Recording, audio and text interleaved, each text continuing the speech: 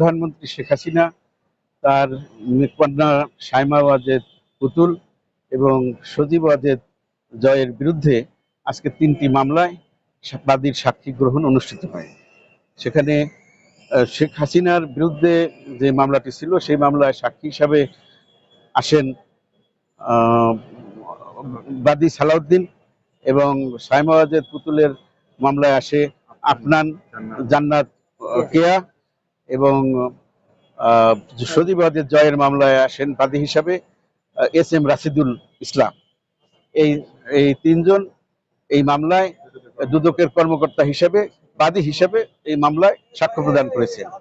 এই বাদী হিসাবে তারা যে প্রাথমিক অনুসন্ধান করেছেন সেই অনুসন্ধানে তিনজন বাদী বলেছেন যে এই সাবেক প্রধানমন্ত্রী শেখ হাসিনা তার ক্ষমতার অপব্যবহার করে এবং ঢাকা টাউন ইমপ্রুভমেন্ট অ্যাক্ট 1969-এর বিধি 2, 4, 6, 9, 13 এ এবং বিধি 1C লঙ্ঘন করে তারা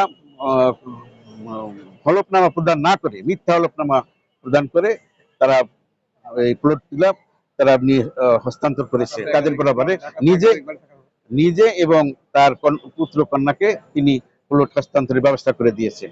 ঢাকায় তাদের একাধিক প্লট আছে, বাড়ি আছে। তাদের সুদা সদনে তাদের নিজেদের নামে নামজারি করা শেখ হাসিনা, সজীব ওয়াজেদ জয় এবং সাইমা ওয়াজেদ পুতুলের নামে এই সুদা সদনের 54 নম্বর বাড়িটি নামজারি করা আছে। তারা খাজনা খারিজ প্রদান করেন। এই রাজুকের বিধিতে উল্লেখ আছে, স্পষ্ট উল্লেখ আছে যে নিজেদের নামে অথবা নির্ভরশীল অথবা পোষ্য তারও নামেই কোনো প্লট ঢাকা সহ আশেপাশের নারায়ণগঞ্জেও যদি থাকে তাইলে কোনো প্লট বা তারা প্রাপ্ত হবেন না।